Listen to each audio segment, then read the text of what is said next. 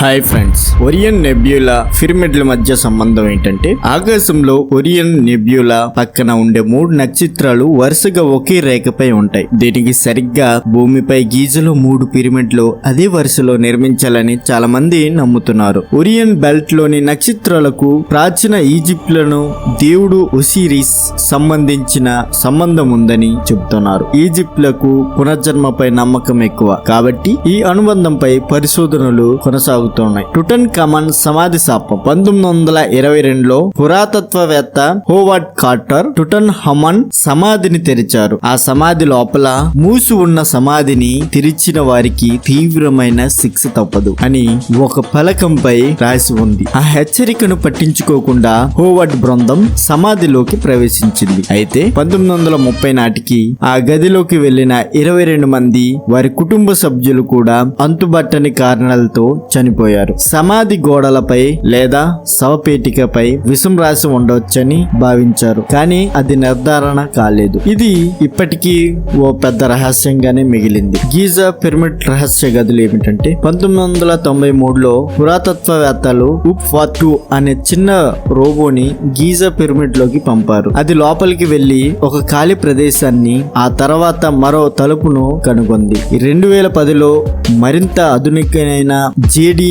రోబోను పంపగా అది ఆ తలుపుల లోపల రాగి కడియాలను, ఎర్రటి రంగు పెయింటింగ్స్ ను గుర్తించింది. అంతేకాకుండా మొదటి రోబోకు రెండో రోబోకు మధ్య కాలంలో ఎవరు వెళ్ళలేకపోయినా గోడలపై తాజా గీతలు కనిపించాయి. ఇది పిరమిడ్ లోపలికి రహస్యంగా ఎవరో వెళ్లి ఉంటారని సందేహాన్ని రేకెత్తిస్తుంది. పిరమిడ్ల నిర్మాణ రహస్యం ఏమిటంటే 4500 సంవత్సరాల క్రితం ఎలాంటి ఆధునిక సాంకేతికత లేకుండా వేల టన్నుల రాళ్లను ఒక దానిపై ఒకటి ఇంత పర్ఫెక్ట్ గా ఎలా నిర్మించారనేది అతి పెద్ద రహస్యం. ప్రతి పిరమిడ్ అనే వైపులా ఖచ్చితమైన కొలతలతో నిర్మించబడింది. భారీ రాళ్లను పైకి తరలించడానికి ఇసుక మేటు పైన చెక్క దొంగలను దొర్లించి ఉండవచ్చనే అంచనాలు మాత్రమే ఉంది. పిరమిడ్ లోపల అంతర్గత నిర్మాణాలు ఏంటంటే 2016లో జరిగిన ఇన్ఫ్రారెడ్ థర్మోగ్రాఫిక్ పరిశోధనలో గీజా పిరమిడ్ కింద అలానే పై భాగంలో పెద్ద కన్నాలు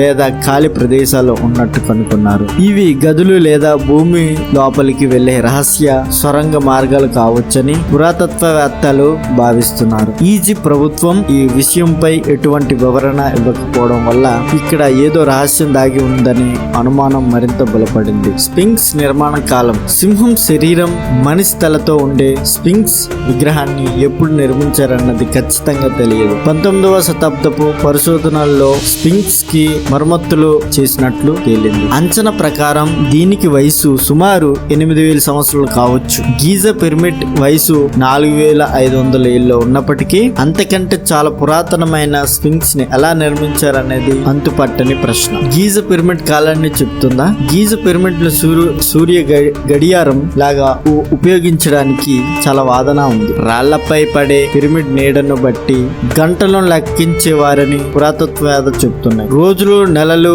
సంవత్సరాలు లెక్కించడానికి కూడా దీని నిర్మాణం ఉపయోగపడుతుందని భావిస్తున్నారు. కానీ ఈ వాదనలు ఖచ్చితమైన ఆధారాలు అయితే లేవు.